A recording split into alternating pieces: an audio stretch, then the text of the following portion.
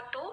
My name is Vanessa Amelia. I am from 4B class in English Literature State Islamic University of Sunan Gunung Jati, Bandung. Now I will try to not taking about The Ugly Duckling from Stories for Teenagers. And this video was created to fulfill the final exam assignment consecutive interpreting course. So, let's start.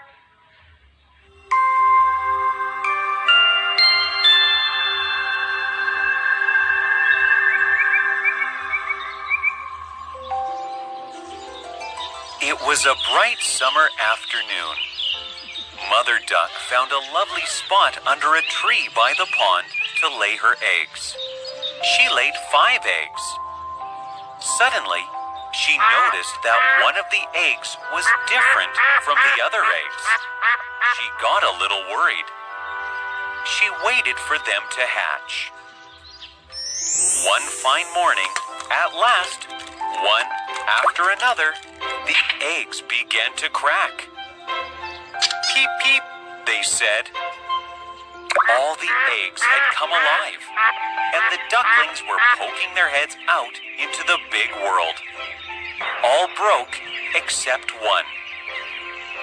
Oh, what sweet babies I have. What a lucky mother I am. But what happened to the 5th one? The duck was worried. This last egg is taking such a long time. She sat on the egg and gave it all the warmth that it could give. This would be the most beautiful duckling of all, since this is taking so much time to hatch.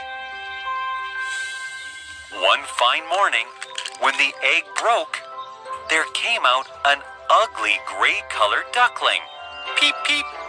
This duckling was different from its other siblings. Peep, peep. It was very big and rather ugly. Peep, peep.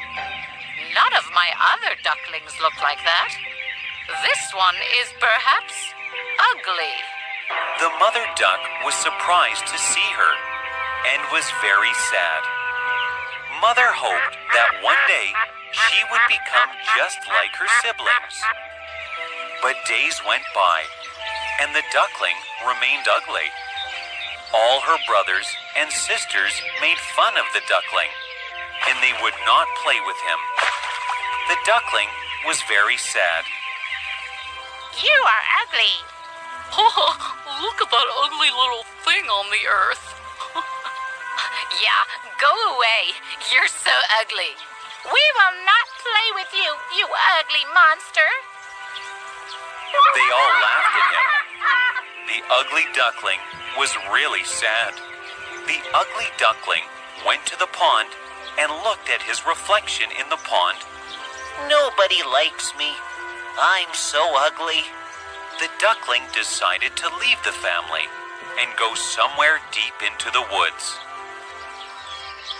The duckling wandered all alone in the deep forest. Soon, when winter came by, there was snow all around. The duckling was sad, and he shivered with cold, but couldn't find any food to eat or a warm place to be in. He went to a family of ducks. They rejected him. You are an ugly chap. Who is this ugly fellow? He went to stay in the hen's house. There, the hens pecked him with their beaks, so he ran away. He met a dog on the way. The dog saw him and went away. The ugly duckling thought to himself, I'm so ugly that even the dog doesn't want to eat me. The ugly duckling sadly started wandering in the woods again. There he met a peasant who took him home to his wife and children. But even there he was troubled by the cat that lived there. So he left the peasant's house.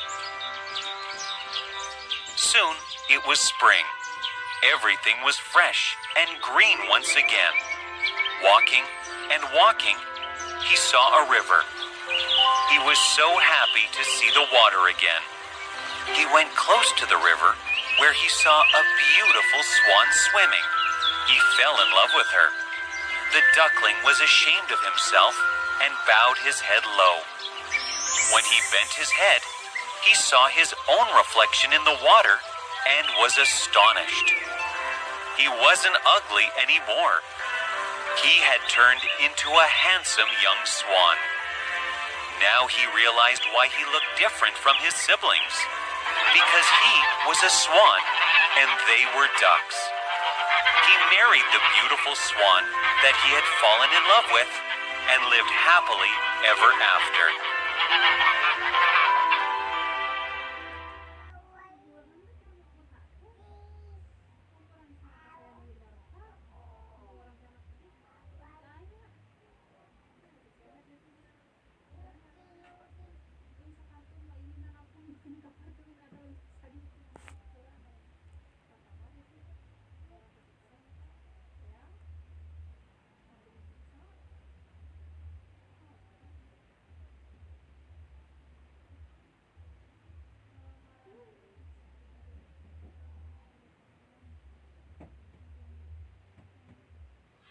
Oke, anak itik yang buruk rupa. Saat itu musim panas yang cerah. Induk bebek menemukan tempat yang indah di bawah pohon di dekat kolam untuk meletakkan telur-telurnya. Dia bertelur 5. Tiba-tiba ia memperhatikan bahwa salah satu telur itu berbeda dengan telur-telur lainnya. Dia sedikit khawatir. Dia menunggu mereka menetas. Pada suatu pagi yang cerah, akhirnya satu demi satu telur-telur mulai pecah. Pip, pip, kata mereka. Semua telur hidup dan anak-anak itik yang menusuk kepala mereka keluar ke dunia yang besar. Semua pecah kecuali satu. Induknya berkata, "Oh bayi manis yang ibu miliki, betapa beruntungnya aku sebagai ibu. Tapi apa yang terjadi dengan yang kelima?" Bebek itu khawatir. Telur terakhir ini memakan waktu yang lama. Dia duduk di atas telur dan memberikan semua kehangatan yang dapat diberikan pada telur itu. Ini akan menjadi itik yang paling cantik dari semua, karena telur ini butuh waktu lama untuk menetas. Suatu pagi yang cerah, ketika telur pecah, muncullah anak itik berwarna abu-abu yang jelek. Pip, pip, itik ini berbeda dari saudara-saudaranya yang lain. Itu sangat besar dan agak jelek. Tak satu pun dari anak-anak itikku yang lain terlihat seperti itu. Ini mungkin jelek. Induk bebek terkejut melihatnya dan sangat sedih. Induk bebek berharap bahwa suatu hari nanti ia akan menjadi seperti saudara-saudaranya. Tapi hari-hari berlalu dan itik tetap jelek. Semua kakak-kakaknya mengejek anak itik dan mereka tidak mau bermain dengannya. Anak itik itu sangat sedih.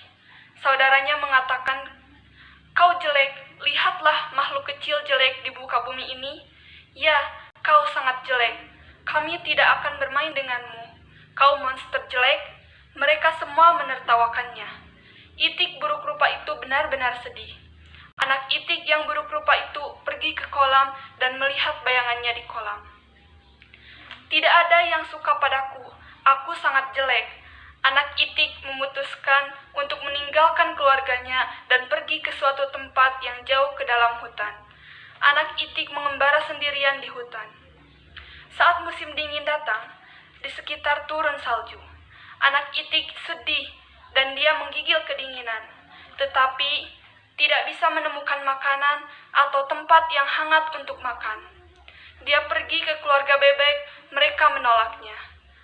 "Anda adalah bebek yang jelek. Siapa orang jelek ini?" Dia pergi untuk tinggal di rumah ayam, namun ayam mematuknya dengan paruh mereka, sehingga ia melarikan diri. Dia bertemu dengan seekor anjing di jalan. Anjing itu melihatnya, kemudian pergi. Si anak itik jelek berpikir dalam dirinya sendiri, "Saya sangat jelek, bahkan seekor anjing tidak mau memakan saya." Itik buruk rupa itu sedih. Ia mulai mengembara di hutan lagi. Di sana ia bertemu seorang petani yang membawanya pulang untuk diberikan kepada anak dan istrinya. Tapi ketika di sana ia terganggu oleh kucing yang tinggal di sana. Jadi dia meninggalkan rumah petani. Tidak lama kemudian musim semi tiba. Semuanya segar dan hijau sekali. Ia berjalan dan berjalan. Dia melihat sungai. Dia sangat senang melihat air lagi. Dia mendekati sungai, di mana ia melihat angsa yang cantik berenang. Dia jatuh cinta padanya. Anak itik itu malu pada dirinya sendiri dan menundukkan kepalanya. Ketika dia menundukkan kepalanya, ia melihat bayangannya sendiri di dalam air dan tercengang. Dia tidak jelek lagi. Dia telah berubah menjadi angsa muda yang tampan. Sekarang dia menyadari mengapa dia tampak berbeda dari saudara-saudaranya, karena dia adalah angsa dan mereka adalah bebek.